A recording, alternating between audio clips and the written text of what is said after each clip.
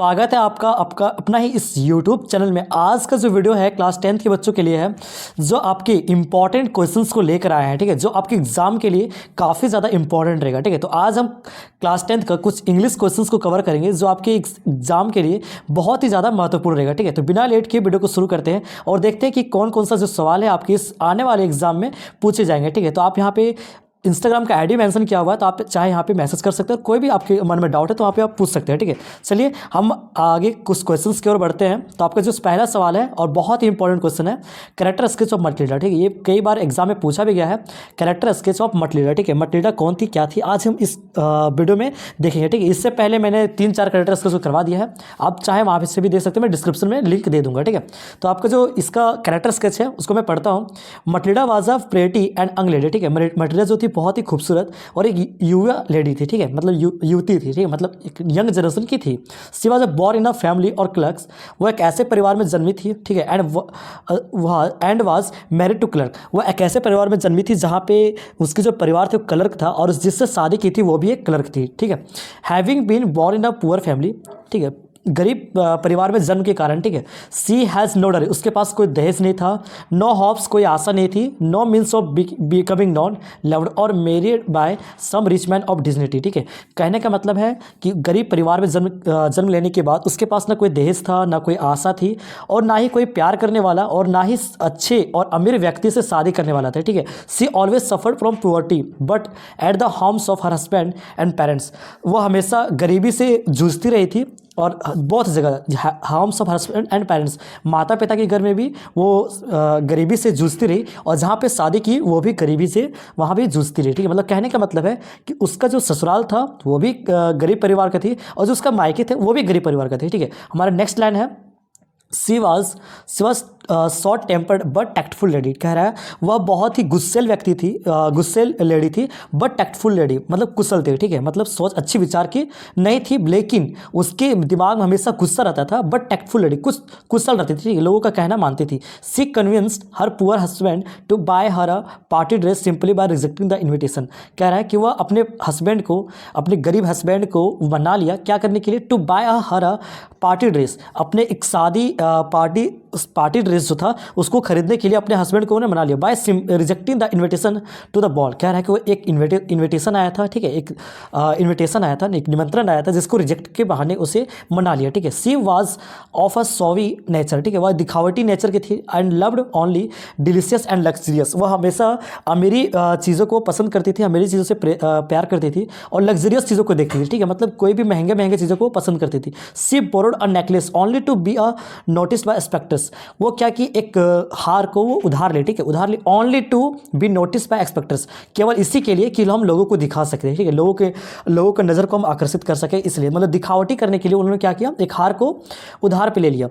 C repented when the necklace was lost, वह बहुत पछताई। ठीक है, रेम्प्ड का मतलब होता है पछताना। When the necklace was lost, जब उसका जो हार था खो गया तब वह बहुत पछताई। ठीक है, she suffered poverty for 10 years after replacing the false necklace with the genuine necklace. ठीक है, यह पॉइंट बहुत ही ज़्यादा इंपॉर्टेंट। ठीक है, to the false necklace with a genuine necklace, कह रहा है कि वह जब अपने नेकलेस को जो उधार ली थी उस नेकलेस को खोने के बाद बहुत ज़्यादा पछताई। सी सफर्ड पॉवर्टी, वह गरीबी से जूझती रही फॉर 10 years 10 साल तक। ठीक है, after replacing the false necklace with a genuine necklace, कह रहा है जो वो नेकलेस उधार ली थी वो एक नकली नेकलेस था। ठीक है, नकली हार था, लेकिन उसे वो रिप्लेस कर दिया एक असली हार से। ठीक है, असली हार से उसको रिप्लेस कर लिया, यहाँ पर वो मूर्खता वाला काम की। ठीक है, she ever remained in distress, she was not a considered and content character. कह रहा है कि वो अभी भी बिल्कुल एकदम असंतुष्ट नहीं थी, मतलब संतुष्ट नहीं रहती थी। ठीक है, किसी भी चीज़ को लेकर उसके दिल में संतुष्टि नहीं थी और उसका जो इच्छा था बढ़ते जाता था। ठीक है, मतलब इच्छा उसके पास ज़्यादा होती थी, कोई भी चीज़ से वो संतुष्ट बिल्कुल नहीं रहती थी। ठीक है, हमारा जो नेक्स्ट क्वेश्चन है ये भी बहुत ही इंपॉर्टेंट आपके एग्जाम को लेकर, तो प्लीज़ वीडियो को स्किप करने का प्रयास बिल्कुल नहीं कीजिएगा। ठीक है, हमारा जो अगला सवाल है, when did Lencho have faith in what did he do. कह रहा कि वह लेंचो किसके प्रति वो विश्वास था और उसने क्या किया। ठीक है, लेंचो को विश्वास कहाँ पे था और उसने क्या किया। देखते हैं इसका सिंपल लैंग्वेज में आंसर, बिल्कुल ही आसान भाषा में। Lencho was really hard working farmer, वह एक सचमुच एक बहुत ही मेहनती किसान था। हीज क्रॉप्स नीडेड वाटर, ठीक है, उसका जो फसल था पानी की आवश्यकता थी, ठीक है। इंग्लिश को रटना नहीं है, बिल्कुल टूटी फूटी भाषा में आपको खुद से लिखना है, ठीक है। जरूरी नहीं है कि मैं इंग्लिश जो लिखवा रहा हूँ, जो आंसर लिखवा रहा हूँ वही आप लिखेंगे, ठीक है। तो आप चाहें तो उसे टूटी फूटे भाषा में आप लिख सकते हैं, बहुत ही सिंपल लैंग्वेज में लिख सकते हैं। His crops was needed water, ठीक है, उसका जो फसल था पानी की आवश्यकता थी।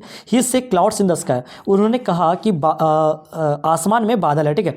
ही टोल्ड हिज वाइफ, उन्होंने अपनी पत्नी से कहा दैट इट वुड रेन, कि बारिश हो सकती है, बादल छाए हैं, बारिश हो सकती है। सोन इट स्टार्टेड रेडी, लेकिन तुरंत ही ये बारिश स्टार्ट हो गई। एंड हेलिंग में स्टार्ट हो गया। His crop was destroyed by hailstorm, और उसका जो फसल था पूरी तरीके से बर्बाद हो गया हेलस्टॉर्म के कारण, ठीक है। व्हेन ऑल दिस हैपेंड, जब वह यह सब कुछ बीत गया, लेंचो स्टार्टेड वरिंग, वो लेंचो चिंता करने लगा अबाउट हिज फैमिली, अपने परिवार के बारे में। जब उन्होंने पत्नी को कहा कि आसमान में बादल छाए हैं, बारिश हो सकती है, तो तुरंत ही बारिश स्टार्ट हो गई, और उसका जो फसल था इतनी ज़्यादा बारिश हो गई कि उसका जो फसल था वो हेलस्टॉर्म के कारण बर्बाद हो गया, ठीक है। आंधी तूफान के कारण सब कुछ बर्बाद हो गया। लेंचो जो था अपने परिवार के लिए चिंता करना शुरू कर दिया।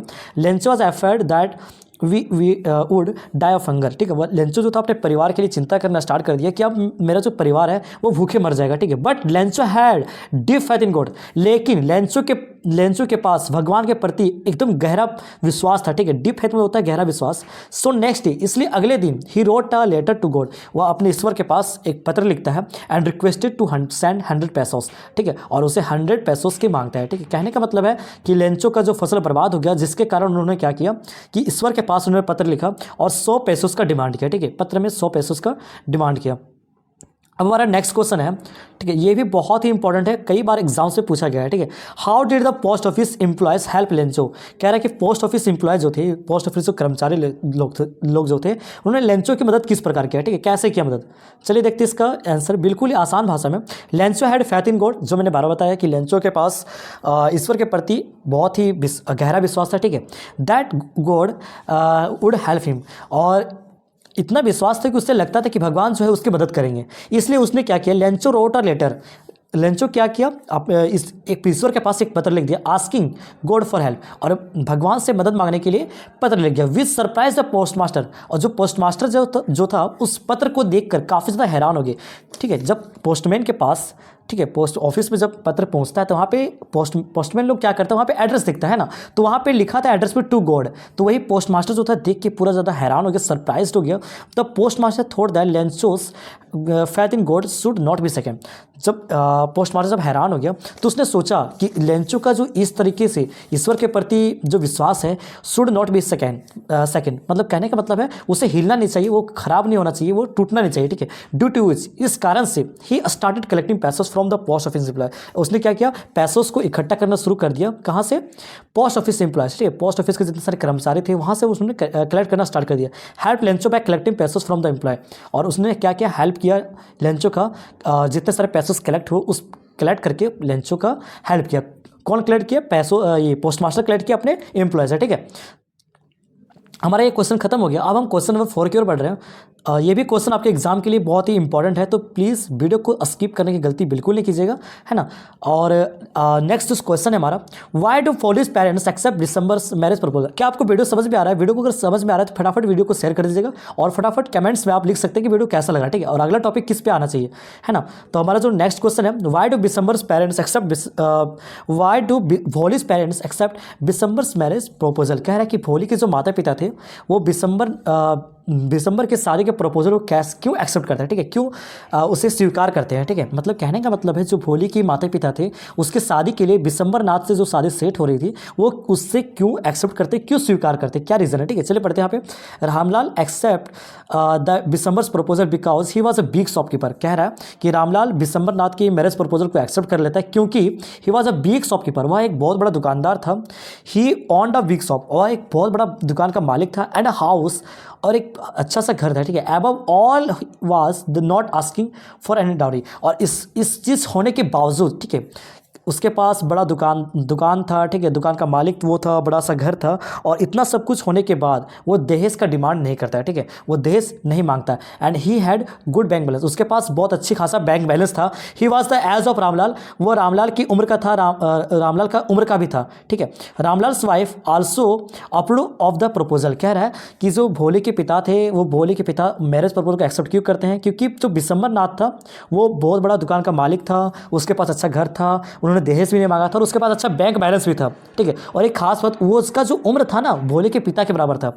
रामलाल की जो पत्नी थी वो भी इस प्रपोजल को अप्रूव कर देती है, मतलब वो भी स्वीकार कर लेती है। सी सेड दैट, वो कहती है Bhole was lucky to get a man from other village, Bhole lucky है जो उसे एक अलग गांव से उसे एक मर्द मिल रहा है, एक लड़का मिल रहा है, एक आदमी मिल रहा है जो उससे शादी करना चाहता है, ठीक है। हु डिड नॉट नो, जो नहीं जानता है about her lack of sense, उसके जो दिमाग, लैक ऑफ सेंस था मतलब जो उसके पास किसी चीज चंचल नहीं थी, दिमाग नहीं था, एंड पॉक्स मार्क्स, और उसके चेहरे पर जो पॉक्स मार्क्स था, ये सब चीज़ के बारे में नहीं जाना था, और वो शादी को एक्सेप्ट कर रहा। If the proposal were rejected, अगर प्रपोजल रिजेक्ट हो जाता है, भोली mind remains marriage all the life, ठीक है, और भोली पूरे ज़िंदगी में कभी शादी नहीं कर पाएगी, ठीक है। भोली की माँ कहती है कि भोली जो है बहुत ही लक्की है जो उसे शादी करने के लिए दूसरे गांव से एक आदमी मिल गया है, और वो नहीं जानता है कि भोली का जो चेहरे पे पॉक्स मार्क्स था और उसका जो लैक ऑफ सेंस है, ये सब चीज़ के कारण भोली की माँ जो कह रही है कि वो मैं शादी को एक्सेप्ट कर रही हूँ।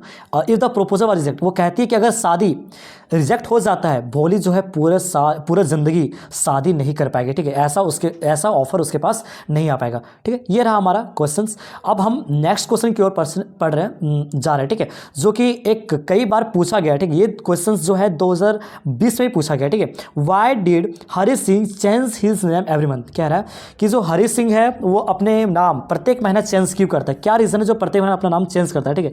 हरी Singh was a 15 year old boy, कह रहा है हरी सिंह जो है 15 साल का एक लड़का है।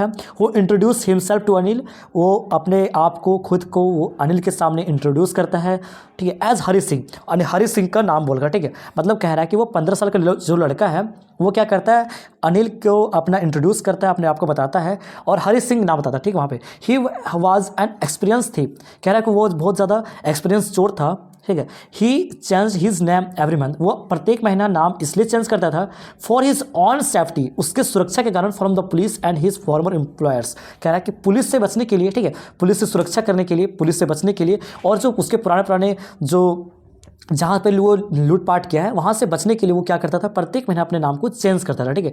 अब हमारा जो नेक्स्ट क्वेश्चन है, ये भी क्वेश्चन बहुत ही इंपॉर्टेंट है, ठीक है। ये आपके क्वेश्चन 2024 में शायद पूछा है, ठीक है। चलिए क्वेश्चन देखते हैं। हु वाज मैक्स, मैक्स कौन था। Why did he enter Ausable's room, Max कौन था और वो असेबल के रूम में प्रवेश क्यों करता है, ठीक है। चलिए देखते हैं क्यों करता है। Max was another secret agent, Max जो है अनदर सेक्रेट एजेंट है, दूसरा जासूस है, ठीक है। He had come to know that the very night a secret report was going to be delivered to Ausable, कह रहा है वो जानता था कि बहुत देर रात में, ठीक है, बहुत देर रात में एक खुफिया जो रिपोर्ट है, जो सेक्रेट रिपोर्ट है वो असेबल के पास जा रहा है, ठीक है, असेबल के पास पहुंच रहा है। That report was about the new missile, और जो रिपोर्ट है वो नए मिसाइल के बारे में है। इसकी वजह से he entered Ausable's room to get a report by force, ठीक है, और वो असेबल के रूम में प्रवेश करता है to get that report by force, और उस रिपोर्ट के पाने के लिए बाय फोर्स, अपने बलपूर्वक, ठीक है। मतलब कहने का मतलब है मैक्स कौन था, तो मैक्स कौन था, तो इसका एक लाइन में आंसर है यहाँ पे, Max was another secret agent, Max जो था अनदर सेक्रेट एजेंट है। अब हमारा नेक्स्ट क्वेश्चन यहाँ पे, why did he enter Ausable's room, Ausable के रूम में वो क्यों घुसता है, क्यों प्रवेश करता है, तो क्यों करता है, बिकॉज क्योंकि वो जानता है कि असेबल के पास देर रात में एक बहुत ही महत्वपूर्ण एक सेक्रेट रिपोर्ट उसके रूम में प्रवेश हो रहा है, ठीक है, उसके रूम में जा रहा है, पहुंचने वाला है, जो रिपोर्ट है न्यू मिसाइल के बारे में, ठीक है, न्यू मिसाइल के बारे में वो रिपोर्ट है, न्यू मिसाइल के बारे में वो रिपोर्ट है, ठीक है, न्यू मिसाइल के बारे में वो रिपोर्ट है, और वो असेबल के रूम के प्रवेश करता है ताकि वो रिपोर्ट को पा सके बलपूर्वक, ठीक है, बलपूर्वक इस रिपोर्ट को पा सके। हमारा जो अंतिम क्वेश्चन है ये भी क्वेश्चन काफ़ी ज़्यादा इंपॉर्टेंट है, ठीक है। चलिए देखते हैं क्या क्वेश्चन है। Right character sketch of Griffin, character sketch of Griffin, Griffin character sketch बताना है, ग्रिफिन कौन था, क्या था सब कुछ यहाँ पे लिखना है, ठीक है। तो इंग्लिश को रटना नहीं है, बिल्कुल सिंपल लैंग्वेज बताना, जिस तरह से मैं बता रहा हूँ फटाफट आप लिख सकते हैं, साथ साथ लिखिए साथ साथ समझिए, ठीक है। Griffin was a brilliant scientist, Griffin जो है बुद्धिमान एक वैज्ञानिक है, ठीक है।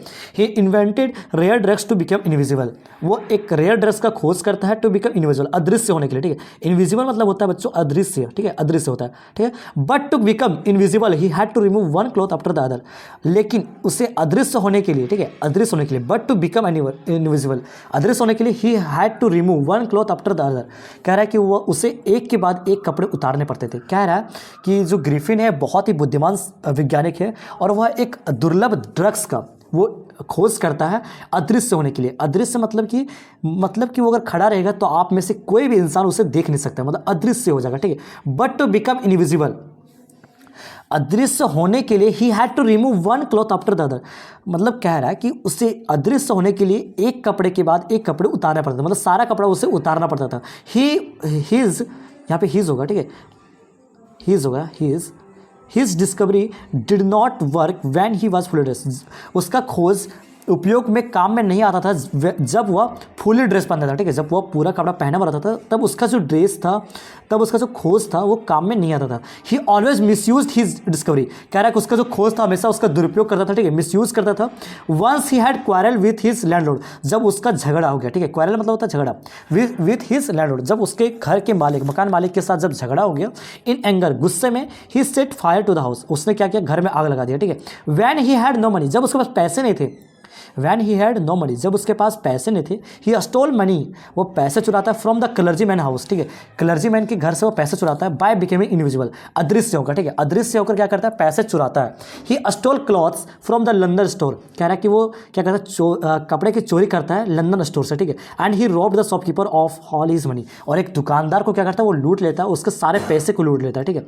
When constable try to arrest him, जब कॉन्स्टेबल क्या करता है, उसे अरेस्ट करने का प्रयास करता है, ठीक है, ट्राई टू अरेस्ट हिम, प्रयास करता है। ही बिकम इनविजिबल, वो क्या होता है, अदृश्य हो जाता है, नॉक्ड हिम अनकॉन्शियस, और उसे क्या करता है, धक्का देकर बेहोश कर देता है, ठीक है। जब क्या होता है, कहने का मतलब है कि जब पूरा कपड़ा वो पहना हुआ रहता है तो वह उसका जो डिस्कवरी वो काम नहीं करता है, वो अपने डिस्कवरी का पूरा तरीके से वो मिसयूज़ करता है। जब उसका झगड़ा हो गया अपने घर के मालिक के साथ, तब गुस्से में क्या किया, उसने घर को आग लगा दी, ठीक है। जब उसके पास पैसे नहीं थे तो पैसे चुरा लिए क्लर्जीमैन के घर से और इनविजिबल होकर, ठीक है। जब उसके पास कपड़े नहीं थे तो क्या किया, लंदन से कपड़े चुरा लिए और शॉपकीपर को पूरी तरीके से वो लूट लिया, ठीक है, रॉब किया, ठीक है। उसके बाद जब कांस्टेबल को पता चला इस चीज़ के बारे में तो उन्होंने क्या किया, कांस्टेबल क्या किया, ग्रिफिन को गिरफ्तार करने का प्रयास किया, ठीक है। लेकिन गिरफ्तार करने जब प्रयास किया तो ग्रिफिन क्या हुआ, इनविजिबल हो गया, अदृश्य हो गया, ठीक है। और नॉक्ड हिम अनकॉन्शियस, और उसको धक्का देकर मारकर उसको क्या किया, बेहोश कर दिया। अनकॉन्शियस मतलब होता है बेहोश करना, ठीक है, बेहोश हो गया, ठीक है। Griffin was a lawless person, Griffin जो था कानून को मानने वाला नहीं था, लॉलेस मतलब होता है कानून को नहीं मानने वाला, ठीक है। He could have used his discovery, scientific discovery for the benefit of Mankind but he did not do that. कह रहा है कि ग्रिफिन जो है अपने खोज का एक इंसान की क्या कहते हैं, इंसान मानव की बेनिफिट के लिए, ठीक है, बेनिफिट्स ऑफ मैनकाइंड मतलब इंसानों की बेनिफिट के लिए वो यूज़ कर सकता था, ठीक है। जो साइंटिस्ट था ग्रिफिन अपनी खोज का वो चाहता तो इंसानों की मदद के लिए, इंसानों के भलाई के लिए वो ये डिस्कवरी को यूज़ कर सकता था, लेकिन वो ऐसा नहीं किया। इसलिए we did not like him, हम लोग क्या करते हैं, उसे पसंद नहीं करते, इस कारण से उसे पसंद नहीं करते। जब वो सारा डिस्कवरी को पूरी तरीके से मिसयूज़ करता, दुरुपयोग करता तो हम लोग उसे पसंद नहीं करते। तो ये हो गया आपका कैरेक्टर स्केच, जो कि 5 मार्क्स का पूछा जा सकता है, ठीक है। ये 5 मार्क्स का क्वेश्चन है। अगर आप इसका PDF चाहते हैं तो आप व्हाट्सएप ग्रुप में आपको जुड़ जाना है, व्हाट्सएप ग्रुप या फिर व्हाट्सएप चैनल, आपको वहाँ पे डिस्क्रिप्शन बॉक्स में लिंक मिल जाएगा, वहाँ पे आप देख सकते हैं। और फटाफट इस वीडियो को ज़्यादा से ज़्यादा शेयर कीजिए, ठीक है। और यह जो वीडियो है आपके एग्ज़ाम के लिए बहुत ही महत्वपूर्ण है, तो जिस बच्चों को ये वीडियो अच्छा लगा होगा फटाफट शेयर कीजिए, ठीक है। अब हमारा एक और क्वेश्चन बचा हुआ है, यहाँ पे बहुत ही शॉर्ट क्वेश्चन बचा हुआ है, ठीक है। Why was Bholi's father worried about her, ठीक है। भोली के पिता जो है भोली के बारे में चिंतित क्यों करते हैं, ठीक है, चिंता क्यों रहते हैं। तो Bholi's father worried about her marriage, भोली के पिता इसलिए चिंतित रहे, ठीक है, बिकॉज क्योंकि सी वॉज नैदर गुड लुकिंग, भोली के पिता इसलिए उसके शादी को लेकर चिंतित होते हैं क्योंकि उसके पास अच्छा चेहरा नहीं था, ठीक है, गुड लुकिंग मतलब अच्छा दिखती नहीं थी। नॉट इंटेलिजेंट, ना ही वो तेज थी। लाइक हीज अदर चाइल्ड, मतलब बाकी बच्चों की तुलना में जो उसके दूसरे बच्चे थे उसके तुलना में ना वो ज़्यादा अच्छे दिखती थी और ना ही ज़्यादा वो बुद्धिमान थी, तेज थे, ठीक है। सी स्टेमर्ड, वो हकलाती भी थी, and she had small pox spots on her face, और उसके चेहरे पे क्या था, स्मॉल पॉक्स का धब्बा था, ठीक है, दाग था। इस कारण से भोले के जो पिता थे उसके शादी को लेकर चिंतित रहते थे कि आखिर मेरे बेटी शादी कौन करेगा, ठीक है। इस तरीके से उसका जो ना उसका अच्छा चेहरा है ना वो ज़्यादा तेज है, तो उससे शादी कौन करेगा, और वो हकलाती भी थी, ठीक है। तो ये रहा, इतने सारे क्वेश्चन मैंने 8 क्वेश्चन को करवा दिया। 8 में से आपको 3-4 क्वेश्चन हो सकता है आपके एग्जाम में मैच कर जाए, ठीक है। तो मिलते हैं किसी नए वीडियो के साथ, तब तक के लिए बाय बाय।